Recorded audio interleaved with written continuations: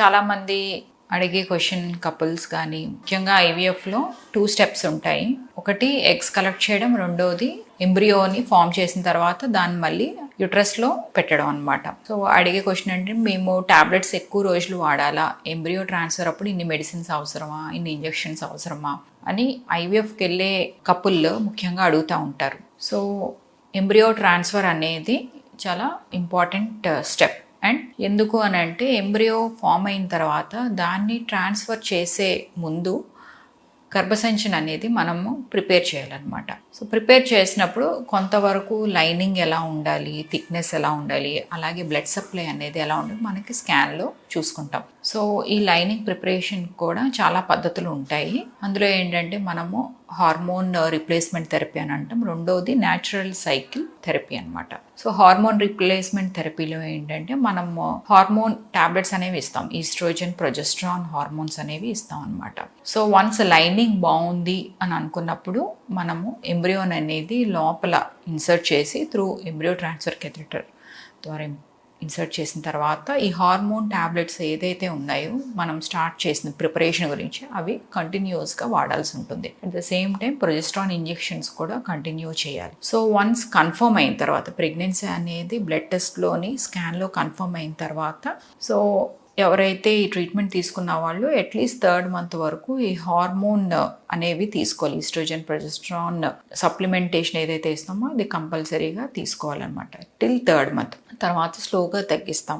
రెండో విధానం ఏంటంటే natural cycle, modified natural cycle frozen embryo transfer అనమాట. ఇందులో ఏం చేస్తామంటే ఈ హార్మోన్ టాబ్లెట్స్ అనేది ఇవ్వం, డైరెక్ట్గా వారి యొక్క ఎగ్ యొక్క క్వాలిటీ బట్టి మనము ఆ టైంలో పలానా టైంలో లైనింగ్ వచ్చింది, ఎగ్ బాగుంది, ఇంకోన్లీ మనం బ్లడ్ టెస్ట్ల ద్వారా ట్రాన్స్ఫర్ అనేది చేస్తాం అనమాట. దీంట్లో ఏంటంటే హార్మోన్ టాబ్లెట్స్ ఏమీ ఇవ్వము. సో తక్కువ డోసేజ్ ఆఫ్ ఇంజెక్షన్స్ అనేవి ఉంటాయి. సో వీళ్ళకి ఆల్మోస్ట్ న్యాచురల్గా ప్రెగ్నెన్సీ ఎలా వస్తుందో అలాగే వీళ్ళ యొక్క టాబ్లెట్స్ కానీ మెడికేషన్ కానీ ఉంటుందన్నమాట. సో ఇందులో ఏది బెటరు అనేది మనం కన్సిడర్ చేస్తే సో హార్మోన్ రీప్లేస్మెంట్ ఏదైతే మన హార్మోన్ టాబ్లెట్స్ ఇంజెక్షన్స్ ఇస్తామో అందులో ఏంటంటే మనకి మానిటరింగ్ అనేది ఎక్కువ రోజులు ఉండదు. సో మానిటరింగ్ అనేది ఎక్కువ ఉండదు, దానివల్ల ఏంటంటే ఇందులో ఈజీ క్యాన్సిలేషన్ అనేది తక్కువ ఉంటుంది అనమాట. సో ఆ మంత్లో వెళ్ళాలనుకున్నప్పుడు కపుల్ ఆ మంత్లో మనకి ట్రాన్స్ఫర్ ఛాన్సెస్ ఎక్కువ ఉంటాయి.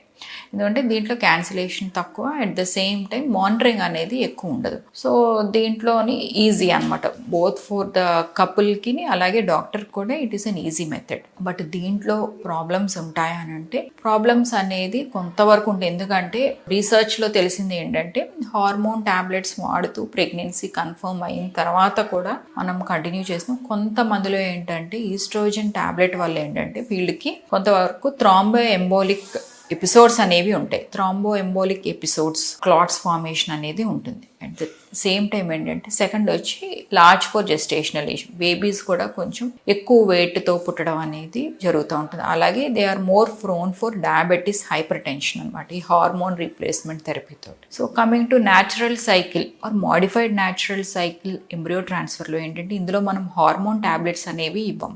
So oestrogen, progesterone.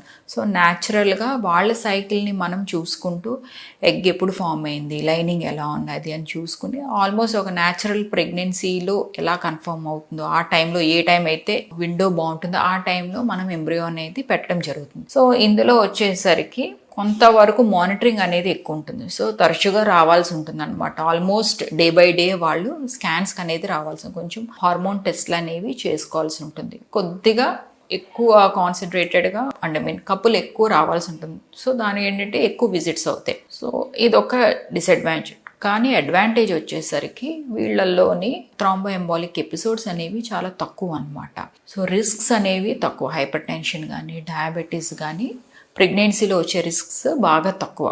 అలాగే బేబీ మీద కూడా ఎఫెక్ట్ ఉండదు. సో లార్జ్ ఫర్ జెస్టేషన్ అంటే బేబీ ఎక్కువ వెయిట్తో పుట్టడం అనేది, సిజేరియన్ సెక్షన్ రేట్ అనేది, ఆబ్వియస్లీ బేబీ వెయిట్ ఎక్కువ ఉంటే ఎక్కువ సెక్షన్ ఆపరేషన్స్ పడే ఛాన్సెస్ ఉంటాయి. సో న్యాచురల్గానే వీళ్ళు వెయిట్ ఉంటుంది. అట్ ద సేమ్ టైం వీళ్ళకి న్యాచురల్గానే డెలివరీ అయ్యే ఛాన్సెస్ ఎక్కువ, ఆపరేషన్స్ అయ్యే ఛాన్సెస్ తక్కువ. సో ఇలా కంపేర్ చేసుకుంటే ఒక్కో దానికి అడ్వాంటేజ్ డిసడ్వాంటేజ్, ఇంకో దానికి కూడా కొన్ని అడ్వాంటేజెస్ డిసడ్వాంటేజెస్ అని ఉంటాయి. సో ఇప్పుడు రీసెంట్ రీసెర్చ్లో అయితే natural cycle or modified natural cycle embryo transfer అనేది both safe for mother and baby. So ఇది కొంతమందికి ఇంకా హార్మోన్ రీప్లేస్మెంట్ థెరపీ అనేది కంప్లీట్గా అవాయిడ్ చేయాల్సి ఉంటుంది. సో వాళ్ళ యొక్క ప్రీవియస్ హిస్టరీ బట్టి, వాళ్ళ మెడికేషన్, వాళ్ళు చెప్పే సైడ్ ఎఫెక్ట్స్ కానీ, వాళ్ళ ప్రాబ్లమ్స్ బట్టి కొంతమందికి అసలు హార్మోన్ ట్యాబ్లెట్స్ అనేది ఇవ్వటానికి లేదు. సో అలాంటప్పుడు దీనికే వెళ్ళాలి.